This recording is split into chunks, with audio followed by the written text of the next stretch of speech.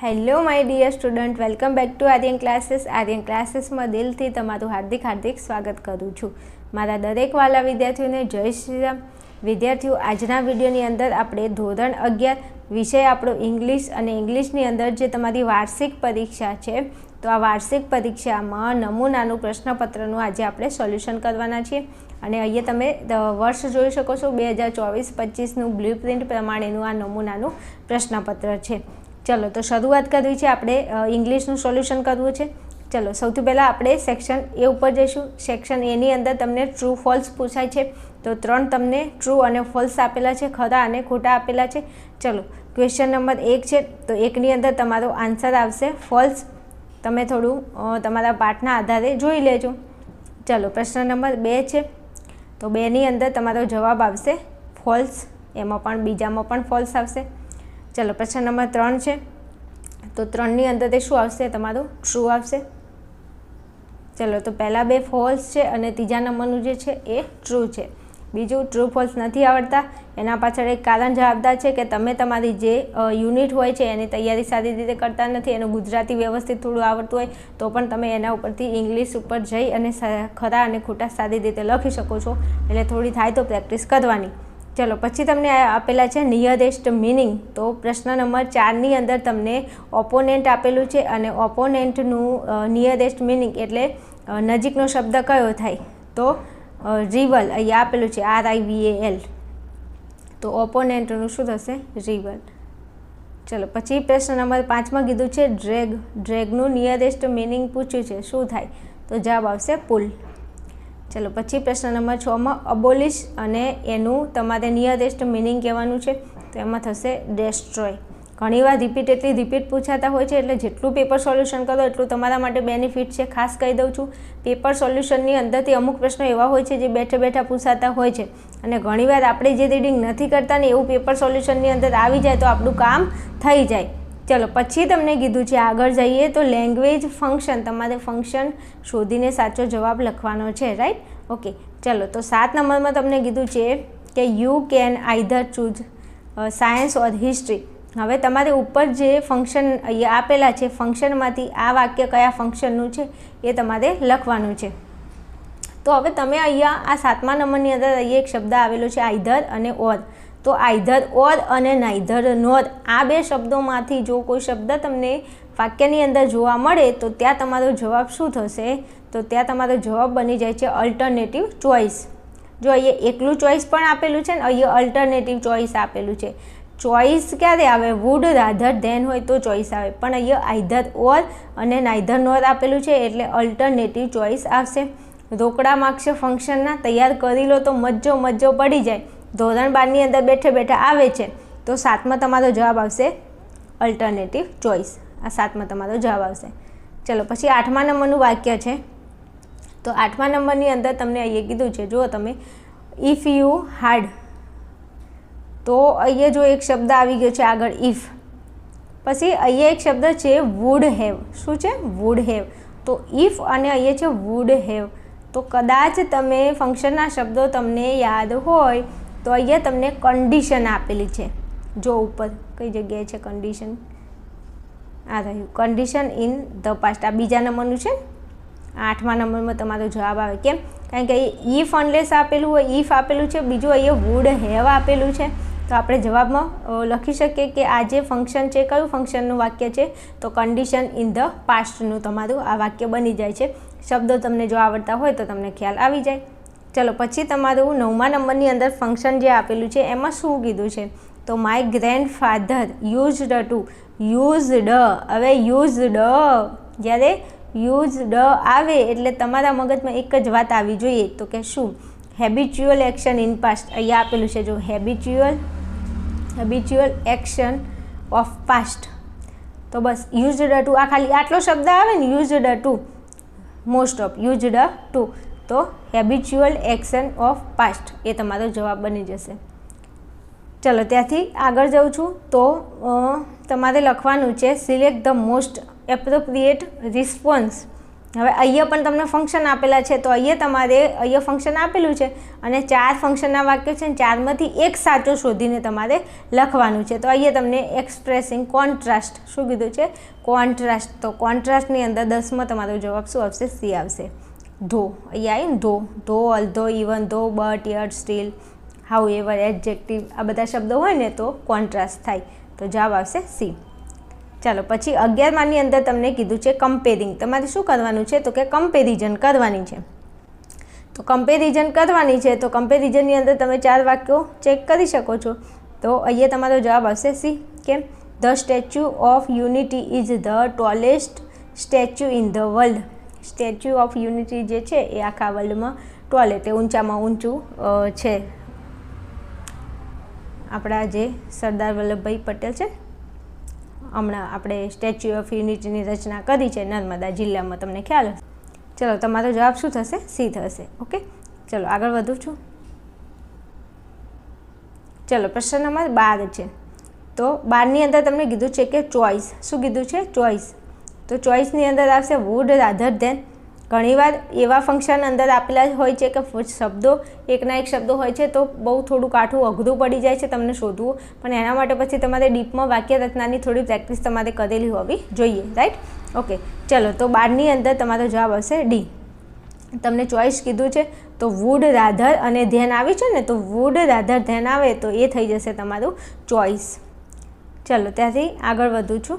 તો તમને underline word, તમને જે વર્ડ નીચે અંડરલાઇન કરીને આપી છે તો એના આધારે તમારે શું કરવાનું છે? તો કે પ્રશ્ન બનાવવાનો છે. સમજ્યા?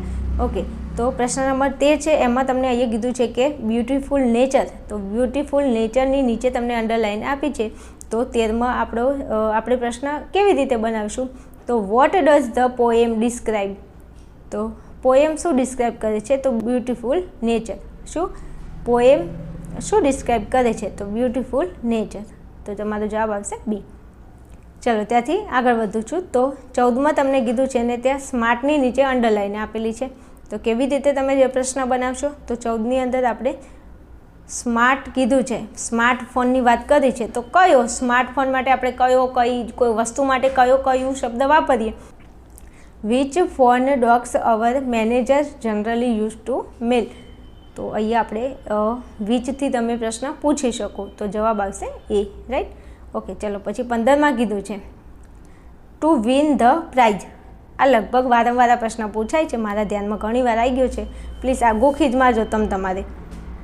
તો Rahul wrote an essay to win the prize. તો આપણે પ્રશ્ન કેવી રીતે પૂછી શકીએ? તો 15માં આપણો જવાબ આવશે D. Why did Rahul write an essay. રાહુલ શા માટે એસે લખે છે? તો કે જીતીને પ્રાઇઝ જીતવા માટે એ એસે લખે છે. તો શા માટે? જવાબ આવશે ડી. ચલો આગળ વધું છું. વિભાગ બી ઉપર જવું છે. ચલો વિભાગ બીની અંદર આપણે આગળ વધવું છે. વિભાગ બીની અંદર તમને ખ્યાલ હોય તો તમે અહીંયા જોઈ શકો છો. તો વિભાગ બીની અંદર તમને ફકરા આપેલા છે, ફકરા ઉપરથી તમારે જવાબ શોધીને લખવાના છે, જે તમે અહીં જોઈ શકો છો. ચલો પછી અહીંયા તમે જે આપણો વિભાગ બી છે એમાં 26, 27 અને 28ની અંદર તમને ખાલી જગ્યા આપેલી છે. તો ખાલી જગ્યાની અંદર તમને શું કીધું છે કે અહીંયા સાઈડમાં જે તમને શબ્દો આપેલા છે એ શબ્દોમાંથી તમારે અહીંયા જવાબ શોધીને લખવાનું છે. તો 26મા નંબરની જે ખાલી જગ્યા છે એમાં તમારો જવાબ આવશે ડોમેસ્ટિક. તો ડોમેસ્ટિક એ 26માં તમારી ખાલી જગ્યામાં જવાબ આવશે. પછી અહીંયા 27માં ખાલી જગ્યા છે, તો 27ની અંદર તમારો જવાબ આવશે ફોલ્ડર. અહીંયા આ 27માં આવશે. અને 28માં તમને કીધું છે કે 28, તો સિગ્નિફિકેશન. આ તમારો જવાબ આવશે 28માં. તો 26, 27 અને 28. ઓકે, મારા કર લઈ જાઓ. ચલો આગળ વધું. વિભાગ સી છે. તો વિભાગ સીની અંદર તમને ફકરા ઉપરથી તમારે જવાબ શોધીને લખવાના છે. તો આપેલા છે, થોડું ચેકઆઉટ કરી લેજો, મજા આવે. ફકરા ઉપરથી જવાબ શોધીને લખવાના. પ્રશ્ન એમાં હોય ને જવાબ એમાં હોય, તમારે કંઈ ગોખવાનું થતું નથી. સમજે? ચલો પછી વિભાગ ડી ઉપર આગળ વધીએ. તો વિભાગ ડીની અંદર તમને 42માં કીધું છે કે do as direct.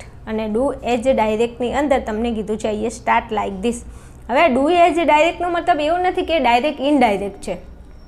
Do as ડાયરેક્ટનો મતલબ એમ કીધું છે કે આવી રીતે શરૂઆત તમે કરી શકો છો. એટલે આમાં તમને એક્ટિવ પેસિવ જે પૂછાય છે એ તમને અહીંયા આપેલું છે અને તમારે ચેન્જ ધ ટેન્સ તમારે શું બદલવાનું છે તો કે તમારે કાળ બદલવાનું છે એ તમને અહીંયા આપેલું હોય છે, જે તમને ખબર હશે મારા વાલા અને મારા પ્યારા વિદ્યાર્થીઓ.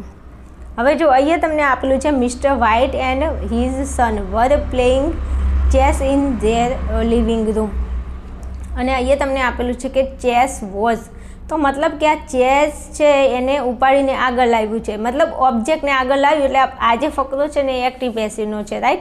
હવે અહીંયા મને ફાવશે નહીં, હું તમને સમજાવતા. એટલે આ જે ફકરો છે ને એનું એક્ટિવ છે, તો આનું પેસિવ હું તમને આ વિડીયો પૂરો થાય ને એટલે પાછળ આનું જે મેં સરસ મજાનું લખેલું છે પાછળ હું ફોટો મૂકી દઉં છું, એટલે આ ફકરાનું તમે પેસિવ જોઈ લેજો, પાછળ મૂકું છું. ચાલો પછી 43માં તમને કીધું છે, તો 43ની અંદર તમને અહીંયા આપેલું છે તમારે કાળ બદલવાનો છે. જો અહીંયા કીધું છે કે ધ રોબોટ્સ, પછી ઓબે આપેલું છે અને અહીંયા કીધું છે ઓબેડ, ઈડી લગાડ્યું છે. તો મતલબ અહીંયા કયો કાળ છે જુઓ તો તમે, સાદો વર્તમાન. મને થોડું સાદો વર્તમાન છે, અહીંયા ડુ આવ્યું છે એટલે સાદો વર્તમાન છે ને એનું તમારે સાદો ભૂતકાળ કરવાનું છે. તો આ પણ હું તમને કરીને બતાવી દઈશું. આમાં તો કશું બદલવાનું નથી, જ્યાં જ્યાં થોડું ક્રિયાપદ હોય ત્યાં તમારે ફેરફાર કરવાનો થાય છે. ચલો અહીંયા ધ રોબોટ છે એનું ઓબેનું કરી દીધું છે, ઈડી લગાડી દીધું. પછી ધેર માસ્ટર એનું એમનું એમ રાખો. પછી અહીંયા ધે છે તો ધેને એમનું એમ રાખો. અહીંયા ડુ છે તો ડુનું તમારે ડીડ કરી દેવાનું. હું અહીંયા ને અહીંયા ફરક બતાવી દઉં. ડુનું તમે શું કરી દો, ડીડ કરી દો. પછી નોટ એમના એમ રહેશે, ક્વેશ્ચન એમના એમ રહેશે, એમાં કોઈ ફેરફાર નહીં થાય. પછી હિસ ઓર્ડરનું એ એમના એમ રહેશે. પછી ધ માસ્ટર, તો ધ માસ્ટરનું એમના એમ રહેશે. અહીંયા તમને આપેલું છે ગિવ્સ, તો ગિવ્સનું શું થશે, ગેવ થશે. કેમ? કારણ કે અહીંયા સાદો વર્તમાન છે એનું આપણે સાદો ભૂતકાળ કરવાનું છે, તો ગીવનું ગેવ થઈ જશે. રિવર્સનું રિવર્સ એમના એમ રહેશે. ટુ હિઝ રોબર્ટ્સ એમના એમ રહેશે. પછી અહીં કીધું છે હી નેવર, તો હી નેવરનું હી નેવર એમના એમ રહેશે. અહીંયા છે ડિસએપોઇન્ટ્સ, તો ડિસઅપોઇન્ટ્સનું શું થઈ જશે, ઈડી લાગી જશે, પાછળ ઈડી લગાડી દો. અને ધેમનું ધેમ રહે. બસ આટલા 4-5 ફેરફાર કરવાના છે, બીજું કશું નથી કરવાનું કશું. કેમ? કારણ કે આ સાદા વર્તમાનમાં તમને ફકરો આપે છે ને એને તમારે સાદા ભૂતકાળમાં કાળ બદલવાનો છે. અને આનું એક્ટિવ પેસિવ તમને પાછળ આપી દઉં છું, તમે જોઈ લેજો, રાઈટ. ઓકે, ચલો ત્યાંથી આગળ વધું છું. તો 44ની અંદર તમને આપેલું છે અહીંયા ડાયલોગ આપેલું છે ઇનડાયરેક્ટ સ્પીચનો. આ ઇનડાયરેક્ટ સ્પીચ પણ હું તમને પાછળ મૂકી દઉં છું, તમે એકવાર ચેક કરી લો એટલે તમારું કામ થઈ જાય, તમારે શોધવું ના પડે ટૂંકમાં. ચલો પછી તમને આપેલું છે શું કીધું છે, તો કે complete the sentence choosing correct option. તો તમારે સાચો ઓપ્શન પસંદ કરવાનો છે, જે તમને અહીંયા ફંક્શન તરીકે આપેલા છે. ચલો તો પહેલામાં તમને પૂછ્યું છે કે કન્ડિશન ઇન ધ પાસ્ટ. શું કીધું છે? Condition in the past. તો 45માં આપણો જવાબ આવશે A. Condition in the past તમારે બતાવવાનું છે, તો I would have pass the exam. ચલો પછી 46માં તમને કીધું છે કે ઇન્ડિકેટિંગ કોન્ટ્રાસ્ટ. તમારે કોન્ટ્રાસ્ટનું વાક્ય શોધીને લખવાનું છે. તો 46માં આપણો જવાબ થશે A. He is regular in his study. તમારે કોન્ટ્રાસ્ટ દર્શાવવાનું છે. ડિસ્પાઇટ આગળ આપેલું છે, થોડું ડીપમાં તૈયારી કરેલી હોય ત્યારે આ વસ્તુ તમને આવડે. ચલો પછી 47માં કીધું છે કે he prepared well for the exam. પછી કીધું છે પર્પઝ. તમારે પર્પઝ બતાવવાનું છે. બધા વાક્યોનું ઓર્ડર ધેટથી ને શરૂઆત થાય છે, પછી થોડી ડીપમાં તૈયારી તમારે રાખવી પડે જો આમાંથી માર્ક્સ લાવવા હોય તો ત્યાં આપણો જવાબ શું થશે, એ આવશે. ચલો ત્યાંથી આગળ વધવું છે ફટાફટ. તો પ્રશ્ન નંબર 48 ઉપર આપણે જઈશું.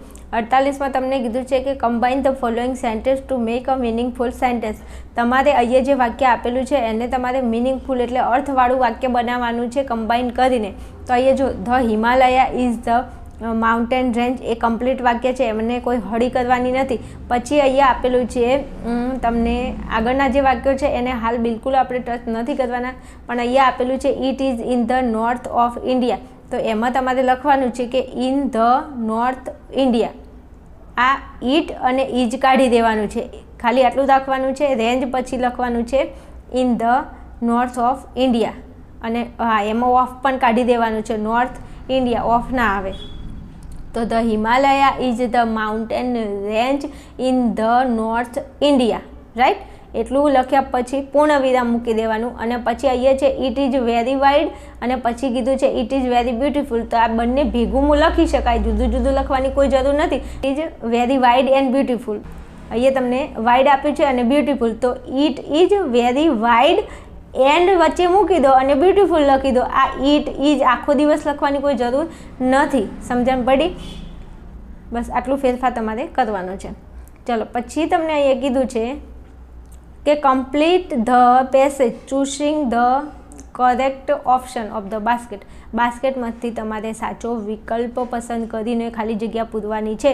તો 49માં આપણો જવાબ આવશે પ્લેન. શું? PLANNED વાળું આવશે. એમાં તમને શું કીધું છે? Ajay and Vijay are plan to go mount Abu next week. ચલો પછી તમને આગળ કીધું છે they will go there by a car. તો શેનાથી જશે? તો કારથી જશે, તો બાય અ કાર. ચલો પછી તમને એ કીધું છે કે ધે આસ્ક ઓલ પછી ખાલી જગ્યા અને ફ્રેન્ડ ટુ અ કંપની ધેમ. તો કેટલા લોકો? તો જવાબ આવશે there, THEIR there. They ask all there friend to a company them. Right.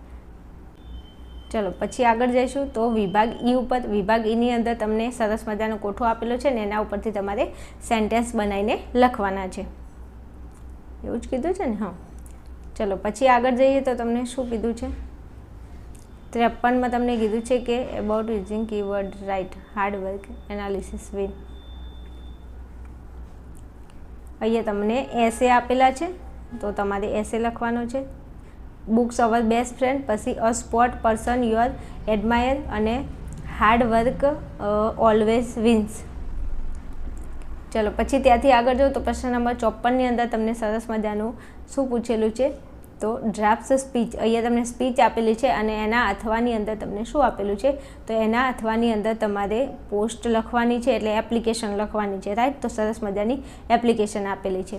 અને 55ની અંદર તમને ઈમેલ આપેલો છે અને ઈમેલના અથવાની અંદર તમને રિપોર્ટ આપેલો છે. તો બેમાંથી તમારે જે લખવું હોય તમે લખી શકો છો, પણ મોસ્ટ ઓફ બધાને ખબર છે કે આપણે એપ્લિકેશન લખીએ છીએ અને આપણે ઈમેલ લખીએ છીએ, એના સિવાય આપણે બીજું કશું કરતા નથી. ઓકે મારા વાલા વિદ્યાર્થીઓ, આ સરસ મજાનું મેં તમને પેપર સોલ્યુશન આપ્યું છે.